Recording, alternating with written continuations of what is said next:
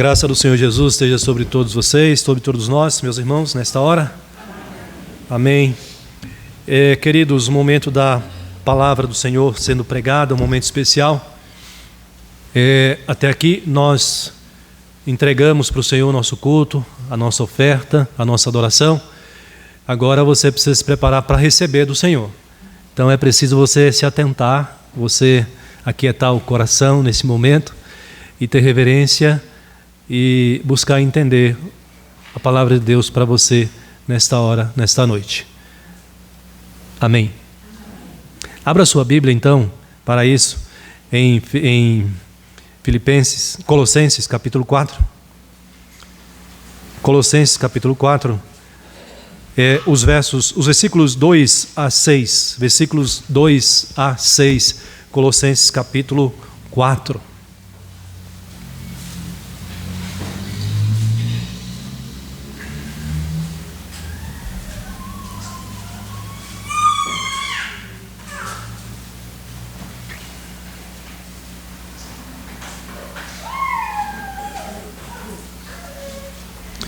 Os irmãos acompanhem com atenção e reverência a leitura da palavra do Senhor, que nos diz assim, o apóstolo Paulo instruindo, exortando os cristãos e também a nós nesta noite, diz assim: perseverai na oração, vigiando com ações de graças, suplicai ao mesmo tempo também por nós, para que Deus nos abra a porta à palavra, a fim de falarmos do mistério de Cristo, pelo qual também estou algemado, para que eu o manifeste como devo fazer.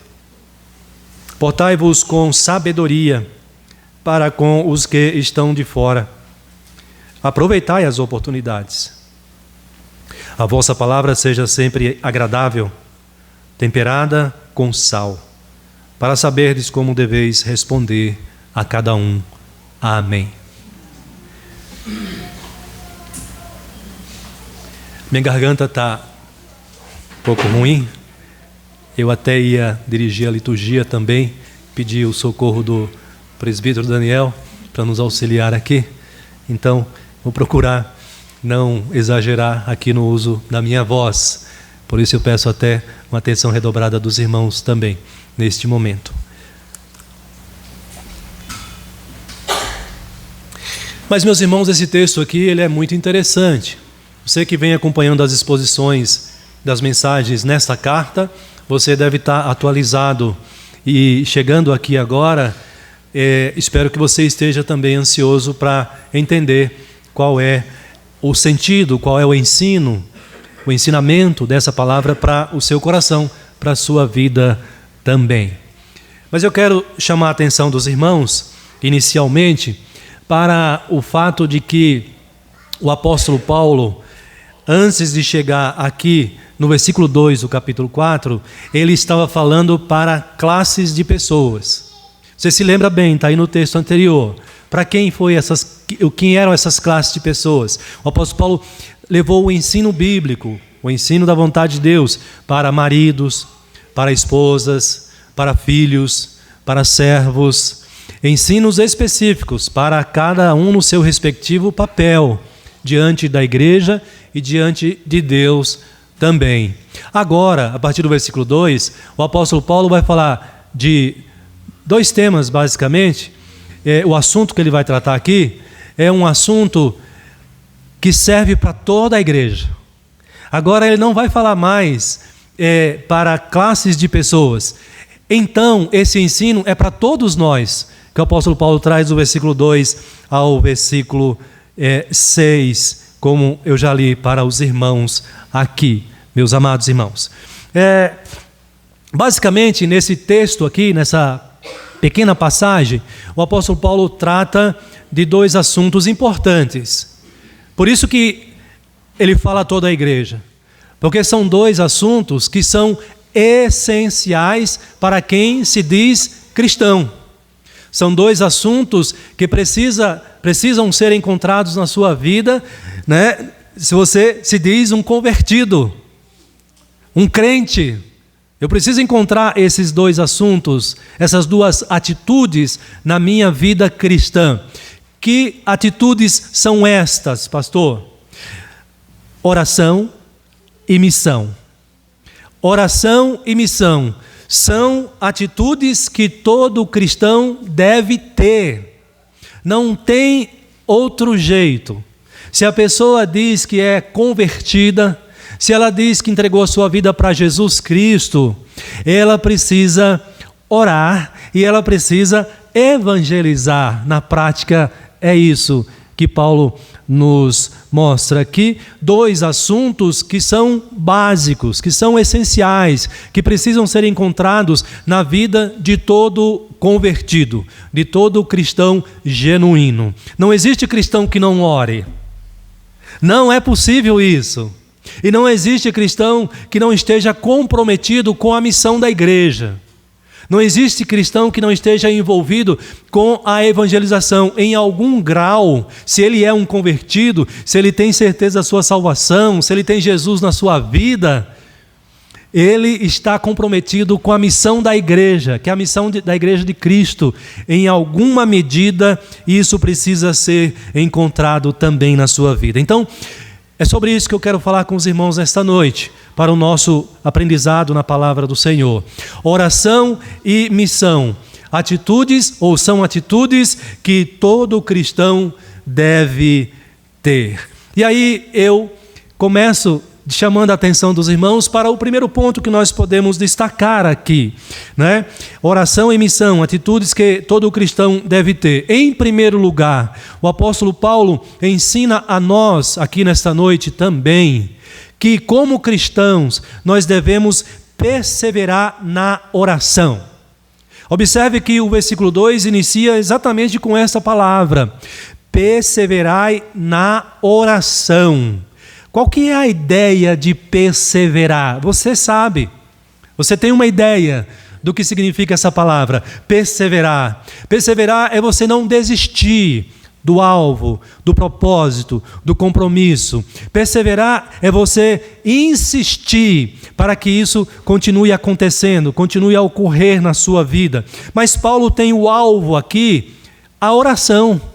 Então ele está exortando a igreja, exortando a nós também, a que perseveremos na oração. Não podemos desanimar, não podemos parar de orar. Então o apóstolo Paulo chama a igreja a essa prática, a esse hábito cristão, a essa prática que pertence a todo cristão convertido. Ele precisa orar. Ele precisa continuar uma vida de oração em todo tempo, em todo momento, porque a sua vida não pertence mais a si mesmo. A sua vida pertence ao Senhor. A sua vida pertence a Deus. E o que é a oração? Qual a importância da oração para a nossa vida? Observe que o apóstolo Paulo começa falando da oração que nós devemos ter em relação a Deus. Portanto, com relação às nossas necessidades, com relação à nossa vivência, com relação à nossa gratidão também a Deus, reconhecendo a sua bondade. É uma oração que nós devemos colocar diante de Deus a nossa vida e as nossas necessidades também. Qual a importância da oração? O que é a oração do ponto de vista bíblico? Nós aprendemos que a oração é um meio de graça que Deus nos concedeu. Graça, a palavra graça é sempre usada pelos cristãos. É sempre usada no nosso meio. O que significa a palavra graça? O bom presbiteriano vai responder que a palavra graça é favor de Deus, é favor divino. Ora, é isso mesmo. A oração é um meio de graça que Deus nos concede. A oração é um meio de graça especial que Deus concede apenas aos seus filhos. A oração é um presente, uma dádiva especial de Deus para aqueles que creem em Jesus Cristo e creem na sua palavra também. Quais são os efeitos da oração na minha vida? Como se processa a oração? Qual é a dinâmica da oração? O resultado da oração? A oração te coloca em comunhão com Deus. A oração te dá o privilégio e te dá a oportunidade de você falar com Deus, de você abrir o seu coração, como diz o salmista, derramar o seu coração, um cântico que nós cantamos, né? Vim derramar o seu coração diante do Senhor, diante de Deus. Você precisa entender a importância da oração para a sua vida, para você insistir em perseverar na oração. Se você não entender a importância da oração para a sua vida, você vai desanimar na vida de oração, você vai desanimar na prática da oração, porque você não entende a importância da oração para a tua vida. Mas saiba você que quando você ora pela fé e em nome de Jesus, Deus ouve a tua oração, Deus recebe os teus pedidos e a tua gratidão também. Deus atende a tua oração e tem coisas, aliás, a maioria das que nós colocamos diante do Senhor, diante de Deus, só Deus pode resolver. E pela oração, você tem a oportunidade de colocar diante de Deus a sua necessidade, o seu pedido, o seu clamor. Você entende a importância da oração para a sua vida? Você entende o valor da oração para a sua vida? Você entende como essa dádiva de Deus é muito cara para os cristãos, para todos nós? Nós precisamos entender este valor, a importância que tem a oração, porque senão nós vamos desprezar a oração, nós vamos desprezar o tempo que nós deveríamos ter de qualidade com oração e nós não vamos perseverar na oração. Mas eu desconfio, irmãos, que o apóstolo Paulo está falando aqui de uma prática de oração que está distante da nossa prática de oração. Porque eu imagino que a maioria de nós aqui não gastamos tempo suficiente com a oração. Talvez as nossas orações até aqui tenham sido orações, como dizem, relâmpagos. Talvez você gaste o seu tempo de oração, você passe tempo em oração com Deus apenas naquelas orações temáticas, oração de café da manhã, oração de almoço e oração na hora de dormir. Paulo não está falando apenas desse tipo de oração, desse tempo de oração, de perseverar apenas nesse tipo de oração. Paulo vai mais além, ele entende que a oração é algo que é digno de nós gastarmos, de nós investirmos o nosso tempo, passarmos tempo orando diante do Senhor nosso Deus. Então ele diz, em primeiro lugar, perseverar na oração. Mas é preciso entender a importância da oração e é preciso entender a necessidade que nós temos de gastar mais tempo, de investir mais tempo, se você quiser entender assim, né? Para não se sentir ofendido, pastor, a gente não gasta tempo na oração, não está perdendo tempo. Eu sei, por isso que eu estou dizendo, investir o seu tempo na oração, em comunhão com Deus, é um tempo preciosíssimo. Deus para te ouvir. Se você entender a importância disso, você vai entender a necessidade de investir mais no seu tempo em oração. É por isso, irmãos, que dentro desse primeiro ponto de perseverar na oração, Paulo vai dizer como nós devemos perseverar na oração, onde nós devemos gastar mais tempo com oração diante do Senhor. Ele diz, vigiando. Vigiando é necessário. A palavra vigiar aqui tem o sentido de, alguns autores vão dizer que tem um sentido até de vigília. De vigília. Isso é fácil de entender. Imagine o irmão que acorda às 4 da manhã para ir se preparar para ir trabalhar, um crente fiel, um bom crente, e ele retorna para sua casa às 8, 9 horas da noite. Pastor, mas ele não tem tempo para orar. Observe como Paulo leva a sério a oração. A oração é um trabalho sério, é um serviço sério, que nós devemos entender. Ele precisa separar algum tempo para orar, porque ele não pode, como crente, viver sem oração. Mas ele está com um tempo tão curto, ele está tão cansado, tão sobrecarregado, que ele precisa vigiar para orar e orar devidamente a Deus, sem ser pego pelo sono. sem ser assaltado pela distração. Ele não deve ser aquele crente que começa orando na noite anterior e só termina no dia seguinte, porque ele dormiu e só vai acordar no dia seguinte, e aí ele lembra que ele começou a orar e não terminou a oração dele, não é? Não podemos orar assim ao Senhor Deus. A oração aqui, do ponto de vista das Escrituras, é um trabalho sério. Deus recebe com seriedade, e a oração que nós fazemos a Ele, nós precisamos entender a importância e a seriedade da oração. Por isso Paulo diz, é necessário vigiar. Os irmãos se lembram quando Jesus, na última noite, antes da sua crucificação, de ser condenado, ele sente a necessidade de chamar os seus discípulos mais allegados para orar ao Pai. Olha que coisa bonita, que importância a gente tem aqui. O exemplo do próprio Jesus Cristo. E ele então se dirige para o jardim do Getsemane, ou Getsemane, tem gente que pronuncia assim, né? E ali ele começa a orar e pede para que os discípulos vigiem com ele. Essa é a ideia de perseverar na oração vigiando. Não cochile, não durma. Tanto é que quando Jesus volta, eles estão dormindo. E Jesus os exorta dizendo, vigiai e orai para não cair em tentação, para não entrar em tentação. Meus irmãos, talvez esse texto chame a nossa atenção nesta noite para a gente ter uma nova visão, um novo entendimento a respeito da oração. Porque é possível que nós, cristãos da nossa geração, não estamos entendendo, ou não tenhamos entendido a importância e a seriedade da oração.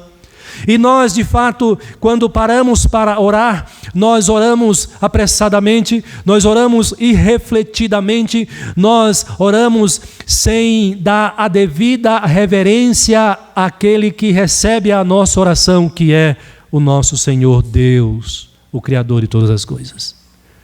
Os judeus tinham uma prática de oração muito interessante, e eles levavam muito a sério as orações que eles faziam. Eles aprenderam isso desde o Antigo Testamento, embora depois caia apenas no ritualismo, mas é interessante a gente lembrar aqui para os irmãos. O judeu, ele se dirigia às sinagogas para orar ao Senhor Deus, fazia as suas orações. Mas nos lugares onde não tinham sinagogas, eles iam, segundo os estudiosos, para a beira de um rio, para a beira de um litoral, né, no mar. Mas antes deles orarem, eles lavavam as mãos. É a ideia de purificação. Porque a ideia é que a mão carrega muita impureza. Então, se você lava as mãos, é uma atitude, uma compreensão de que aquele a quem você vai falar, você não pode se apresentar de qualquer jeito, de qualquer forma. A reverência, o respeito. Então ele sentiu a necessidade de se preparar para a oração. Você se lembra quando o sumo sacerdote tinha que entrar uma vez por ano no Santo dos Santos, ele precisa se banhar, ele precisava se lavar, ele precisava colocar roupas adequadas para estar na presença de Deus. Eu pergunto, irmãos, como você tem feito as suas orações?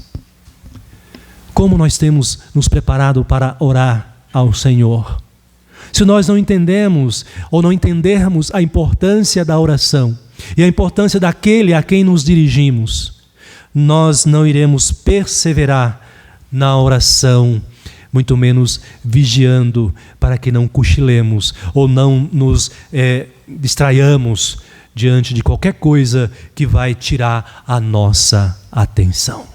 A oração é um serviço sério prestado a Deus. A oração é um meio de graça valioso que Deus nos concedeu. A oração é a porta que nós abrimos para falar com Deus, para encontrar Deus, para nos comunicar com Ele, ter comunhão com Ele. Então sim, aquele irmão ou aquela irmã que levanta às 4 da manhã e chega às 9, 10 horas, já aumentei mais uma hora, vocês viram, né?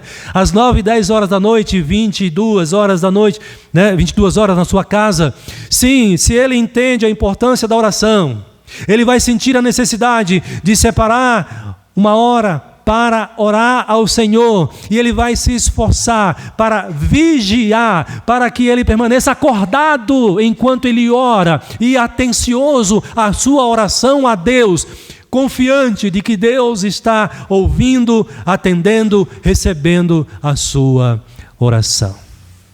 Precisamos entender que a oração é importante assim, para que nós gastemos mais tempo com a oração, para que nós vigiemos, para que nós nos preparemos. Talvez nós estejamos acostumados apenas a esse ritmo de oração, manhã, meio-dia e noite, orações breves, orações curtas. Talvez a maioria de nós aqui não paramos para de fato gastar ali minutos a mais, quem sabe até 1 hora em oração diante de Deus. Pastor, mas tem assunto para tudo isso?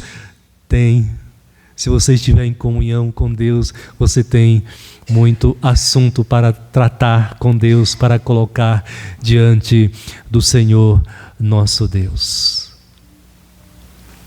Mesmo que você ore na oração para agradecer o alimento, mas se você leva a oração a sério, assim, um serviço sério prestado a Deus, você vai começar a perceber que o tempo está ficando curto para você orar. Que você vai perceber que você já gastou mais tempo do que você estava acostumado. E você vai se preparar para isso. Você vai desligar a televisão. Você vai para o seu quarto e fechar a porta. Quem sabe até você vai se ajoelhar diante da sua cama. Você vai preparar a sua mente, preparar o seu coração, para você ter uma mente, um coração contrito, reverente, porque você vai falar com Deus que é todo-poderoso. Vocês percebem como a igreja do nosso tempo perdeu o entendimento, a compreensão da importância da oração e daquele com quem nós falamos através da nossa oração? Não podemos, por isso que eu disse, talvez você volte para casa hoje com uma nova visão, um novo entendimento do que é oração, e você se sinta a necessidade de mudar a sua prática de oração.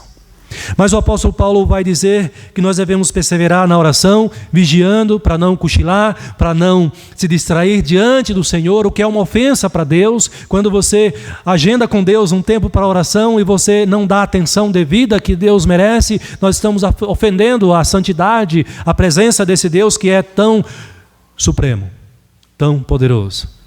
Mas aí é interessante, Paulo acrescenta mais um item na maneira como nós devemos orar. Oração não deve se resumir apenas em pedidos a Deus. E Paulo não fala aqui dos pedidos, eu entendo que, porque não há necessidade, porque a tendência dos cristãos é ir orar a Deus para pedir, para suplicar.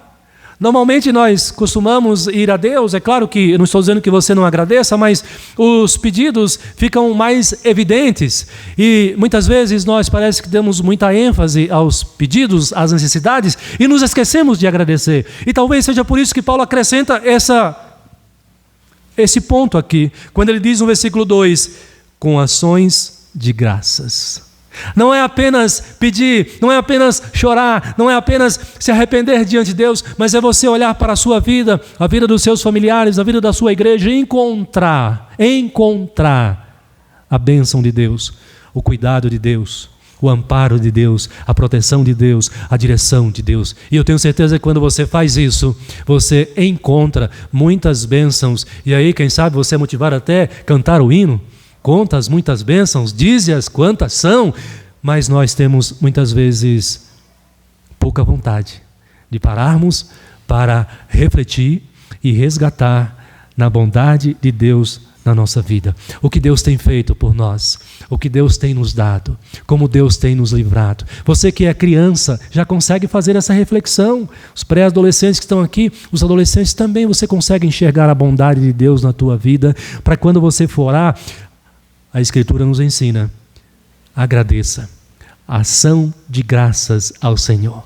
Então, pastor, oração e missão, já entendi, duas atitudes ou atitudes que precisam estar presentes na vida de todo crente. Todo crente precisa ter essas atitudes, precisa praticar essas atitudes, oração e missão. Em primeiro lugar, pastor, já entendi, eu tenho que perseverar na oração. Eu já entendi por quê. A importância da oração. Eu não posso orar a Deus de qualquer jeito. Pastor, daqui para frente eu vou me preparar. Eu vou preparar minha mente, o meu coração, porque eu vou falar com Deus. E eu sei que Deus é o Todo-Poderoso. Eu preciso temer a esse Deus. E pastor, quando eu for orar a Deus, sim, eu vou falar para Ele que eu estou muito feliz e muito agradecido por tudo que Ele tem feito na minha vida, na vida da minha família, na minha igreja. E aí você lembra do seu pastor também, viu? E fala assim, na vida do meu pastor, como o Senhor tem abençoado, na vida dos presbíteros da igreja, dos diáconos da igreja e assim de todos. Gratidão ao Senhor. Mas em segundo lugar, meus irmãos, o apóstolo Paulo prossegue. Ele vai trazer um outro verbo aqui interessante, um outro ensinamento também interessante para todos nós. Se no primeiro ensinamento Paulo está dizendo que a nossa oração aqui envolve a nossa realidade, as nossas necessidades, Paulo agora vai relacionar a oração à missão da igreja, porque Paulo entende a importância da oração. Então, em segundo lugar, nós devemos, em nossas orações, suplicar a Deus pela missão da igreja e pelos missionários que Ele tem enviado por este mundo afora. O apóstolo Paulo aqui, irmãos, ele está preso, mas ele é missionário, ele é pregador do Evangelho, o grande pregador, o grande apóstolo Paulo. Mas ele sabe que essa grandeza aqui, o sucesso, entre aspas, aqui, do seu ministério, não depende da sua retórica, falar bem, convencimento, inteligência, uma pessoa altamente intelectual. Paulo sabe que não depende de nada disso para que a obra missionária avance e dê certo e alcance pessoas e transforme vidas, porque Paulo sabe que a missão da igreja não é de homens, não pertence aos homens, pertence a Deus. A obra missionária da igreja é o trabalho que pertence ao Senhor, assim como a igreja também pertence ao Senhor, assim como a minha vida e a tua vida pertence também ao Senhor. Paulo, por isso, ele diz no versículo 3, ele não diz, ele pede, ele roga, porque ele sabe que a oração é preciosa, que a oração é valiosíssima e que ele sabe que a igreja pode abençoar o seu ministério, abençoar a sua vida através das orações, e não duvide disto. Não duvide do poder de Deus por meio da oração. Paulo sabe disso. Por isso, olha só, o versículo 3, Paulo vai dizer, suplicai ao mesmo tempo também por nós. A palavra suplicai aqui é uma oração com mais ênfase, é um pedido demonstrando uma maior necessidade. E Paulo está dizendo isso para a igreja. Quando o pastor diz para os irmãos, irmãos, orem por mim. Irmãos, orem pelo seu pastor. Irmãos, orem pelo ministério do seu pastor. É porque a oração da igreja, ela é valiosa, ela é importante. E eu fico muito feliz quando chegam algumas irmãs e dizem assim, pastor, estou orando pela sua vida, estou orando pelo seu ministério, estou orando pela sua família. Porque, irmãos, a nossa vida como um todo, e de maneira especial o sagrado ministério, pertence a Deus. Se Ele não estiver à frente, se Ele não estiver conduzindo, não vai dar certo, não vai funcionar. A mesma coisa você para os seus projetos, para os seus planos. Confie em Deus por meio da oração. Entenda a importância da oração dos seus irmãos, dos seus pais, por você, pelos seus planos, pelos seus estudos, pelo seu futuro, pela esposa. Desde já, o pai e a mãe já devem orar. Senhor, prepara uma boa esposa, uma serva tua para o meu filho. Pastor, mas ele é pré-adolescente. Não tem problema, já pode começar a orar. Você não pode ficar provocando isso nele. Mas da maneira correta você pode. Até para o ensinamento. O poder da oração. E quando você diz para alguém que vem a você e pede oração, você precisa levar a sério isso. Você quando diz, eu vou orar, às vezes eu fico preocupado. Quando chega um pedido de oração lá no grupo. E às vezes, na demanda que a gente tem, às vezes algum momento ali, corrido, aí a gente vai lá e responde com a mãozinha. Mas na minha consciência está aqui, fica me cobrando, tem que orar. Essa semana chegou uma irmã para mim e disse assim, pastor, está acontecendo isso e isso e isso com meu filho e tal, né? E aí eu disse, vamos orar. Quando você diz isso para o seu irmão, para a sua irmã, ore. Oração é coisa séria. E o apóstolo Paulo sabe disso. E ore, e Deus irá fazer a vontade dele na vida daquele irmão, do seu irmão, da sua irmã. Porque ele sabe também a necessidade, a importância. Ele precisa da sua oração. E ele sabe da importância da sua oração, da oração da igreja. Aliás, talvez não saibam, né? Mas até o não crente tem o hábito de pedir para o crente orar por ele. Talvez ele nem saiba o que isso significa. Já aconteceu com você? Você está vindo para a igreja, aí o vizinho lá que não é crente, está indo para a igreja? Fulana, estou indo para a igreja. Você ora por mim? Ora por mim.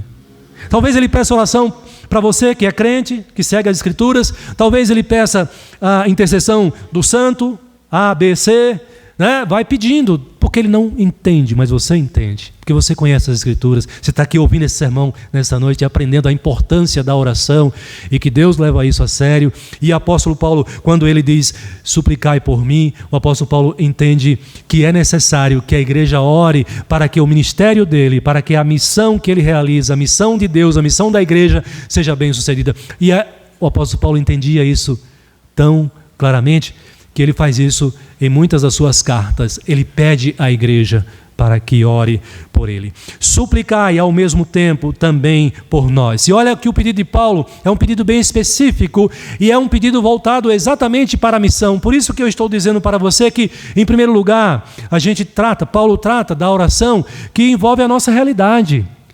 Nós devemos orar a Deus colocando a nossa necessidade, a nossa vida, a nossa gratidão diante do Senhor, mas nós também devemos usar a oração para interceder pela evangelização da igreja, pela obra missionária da igreja, porque a obra missionária da igreja precisa das nossas orações para que ela funcione corretamente, atenda o propósito do Senhor. Olha se não é isso que Paulo tem em mente. Na sequência do versículo 3, Paulo diz o objetivo pelo qual ele pede a oração. Qual é o objetivo que Paulo pede a oração? Ele diz, para que Deus nos abra porta à palavra.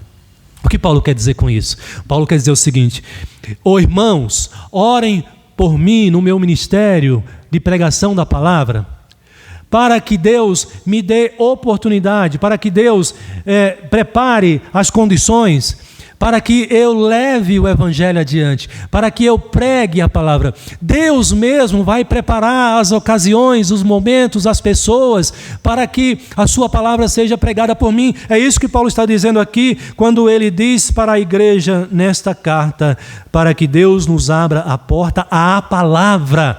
Paulo não está pedindo oração pela sua saúde, Paulo não está pedindo oração pelo seu casamento, porque ele não era casado.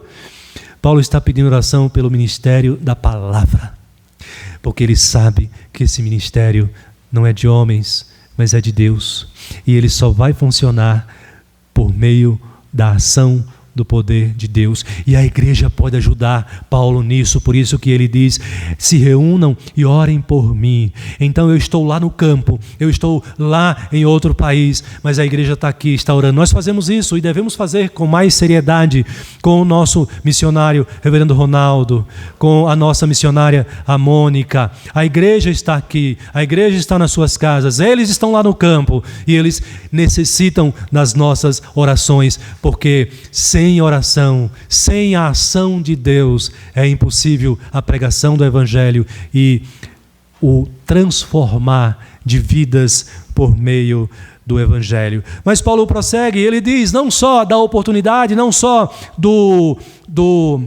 momento que Deus vai preparar para que a palavra chegue às pessoas, mas ele se preocupa com ele como pregador também. Ele sabe das suas limitações. E ele diz, igreja, ore também para que eu fale o ministério de Cristo como devo fazer. Está aí na sequência do versículo 3 e 4, final 3 e 4.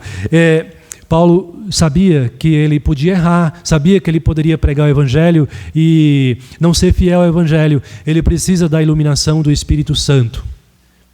Percebe que a oração é um serviço espiritual? Você ora a Deus, não é a homens, não é a pessoas.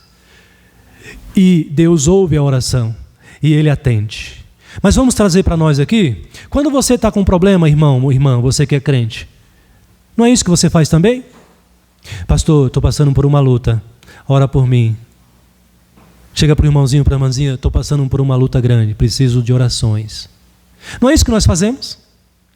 Porque sem oração, nós não venceremos. Sem a ação de Deus, e Deus Ele atende e Ele abençoa, conduz de acordo com o seu plano, de acordo com o seu propósito para a vida do seu povo. Então observe, atitudes que todo cristão deve ter: oração e missão.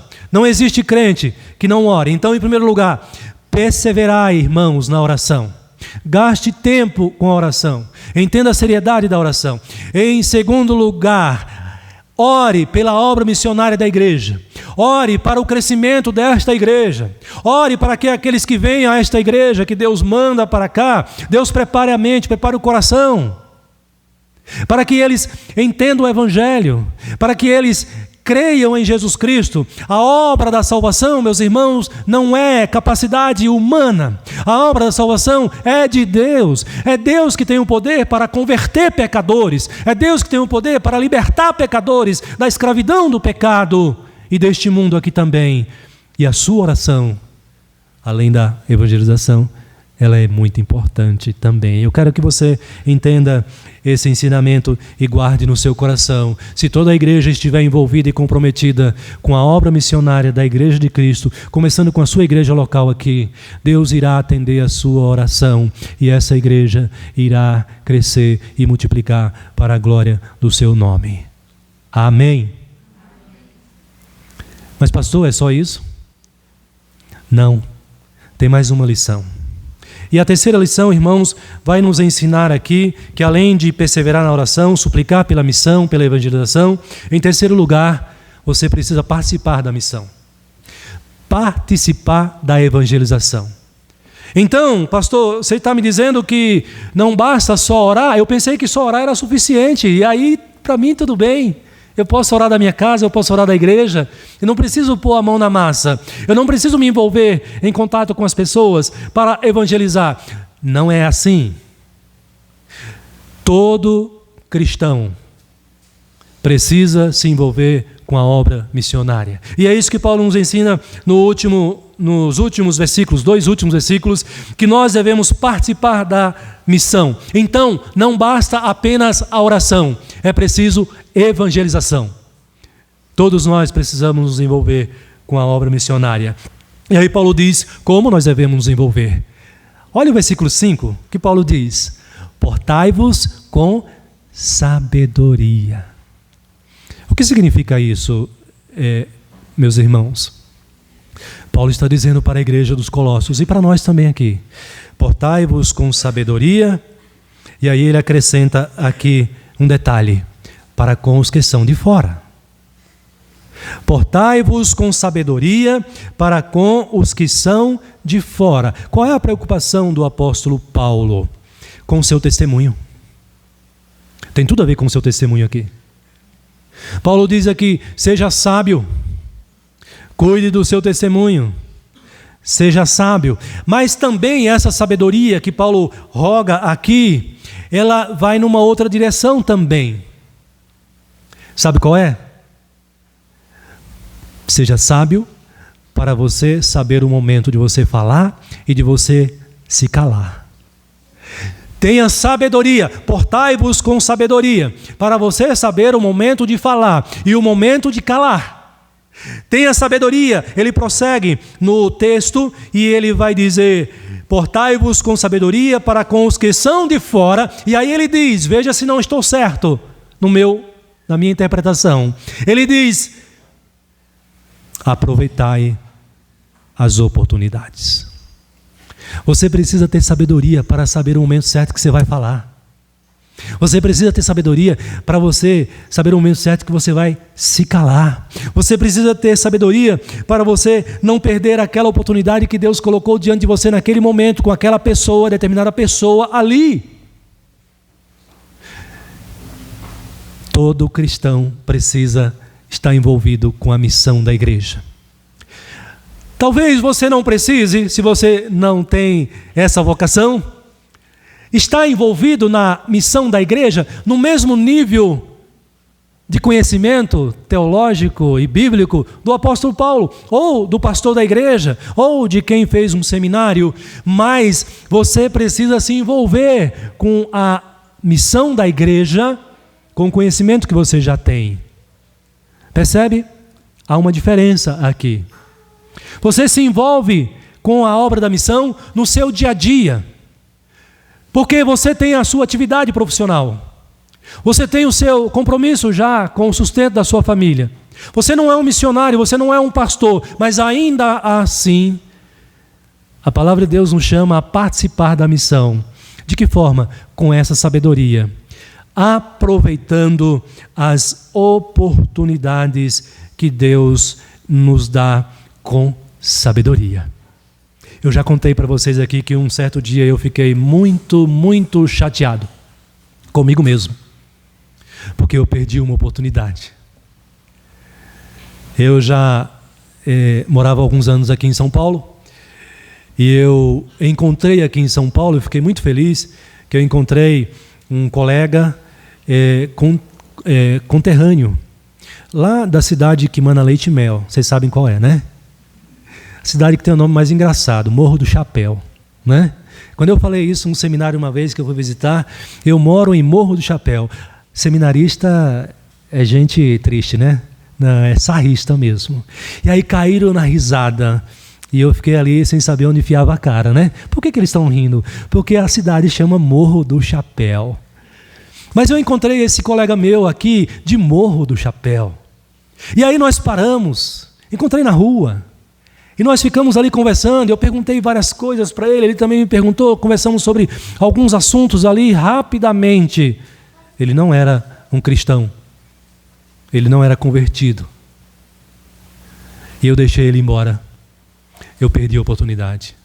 E eu voltei para casa orando, pedindo perdão para Deus e pedindo para Deus me dar uma segunda oportunidade. Me faltou sabedoria. Essa sabedoria que o apóstolo Paulo está dizendo aqui. Ele está dizendo que nós devemos portar com sabedoria para nós aproveitarmos as oportunidades para a missão, para a evangelização. Talvez, meus irmãos, aquela oportunidade perdida que você também já deve ter tido na sua vida, nunca mais ela volte para você. Foi única e nós perdemos por falta de sabedoria.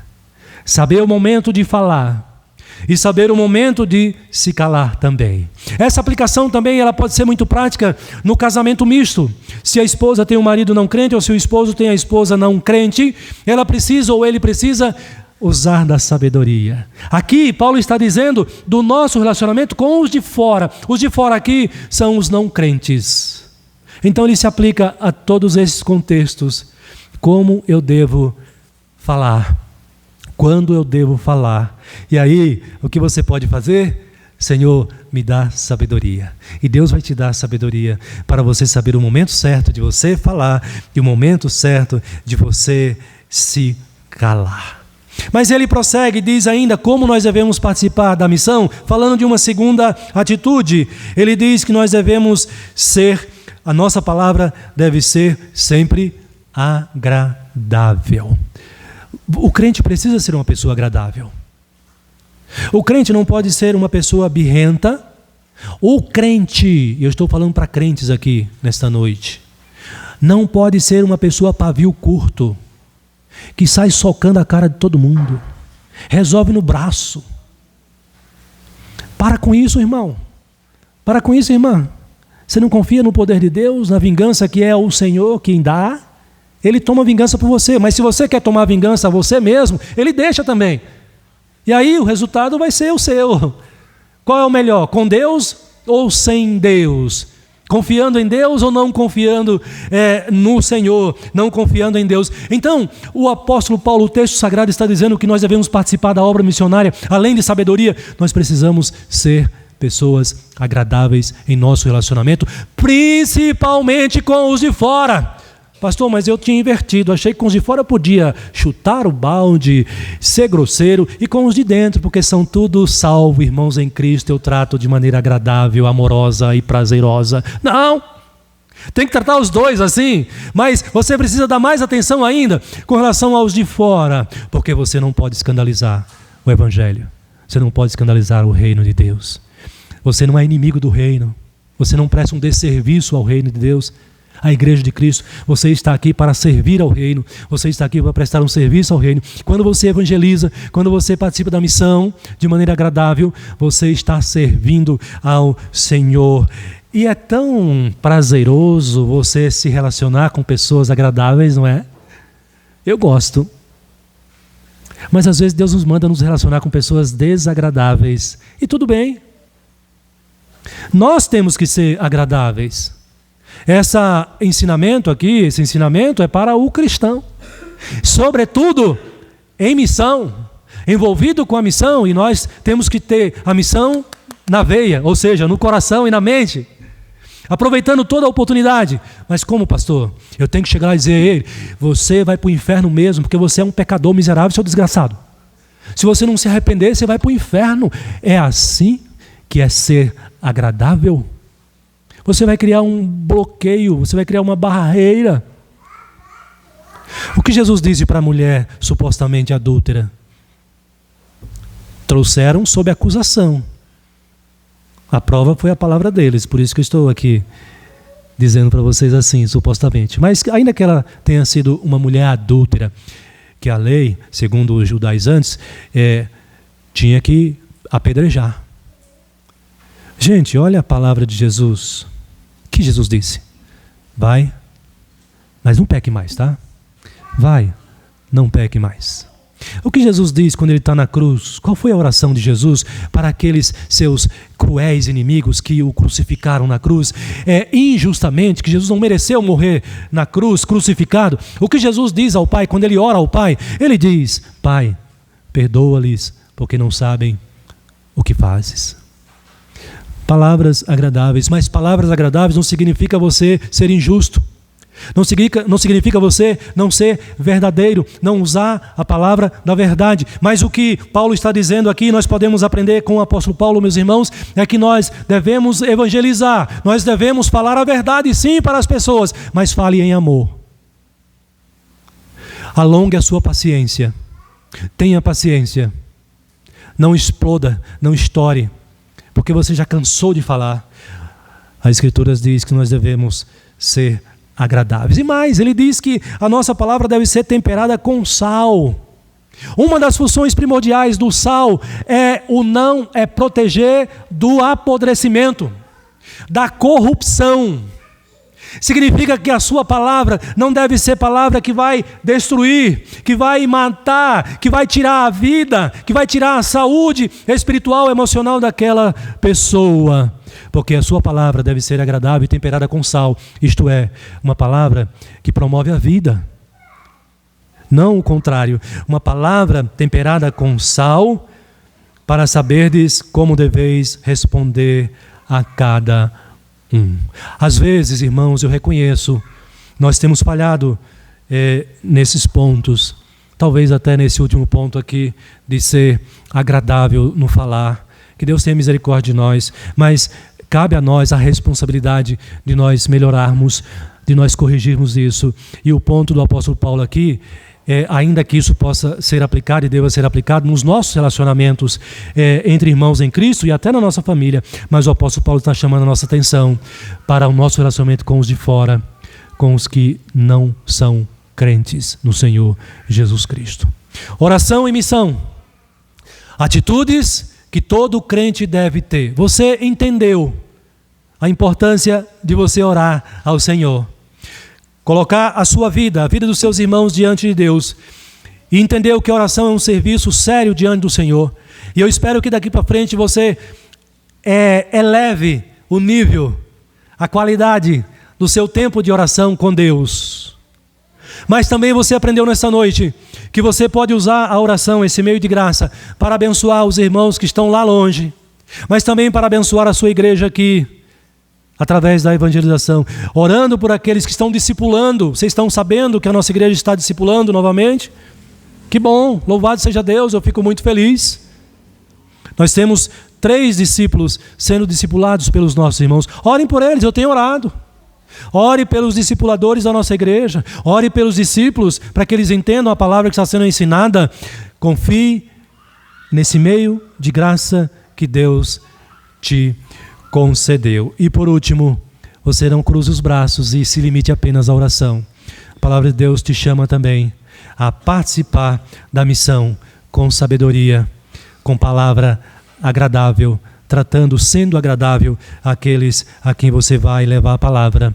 E uma palavra que promove a vida, com sal, não uma palavra que mata. Que Deus abençoe a sua vida. Que Deus abençoe a nossa igreja, que Deus abençoe a sua palavra aplicada ao seu coração e que ela gere frutos para a glória do nosso Deus. Amém.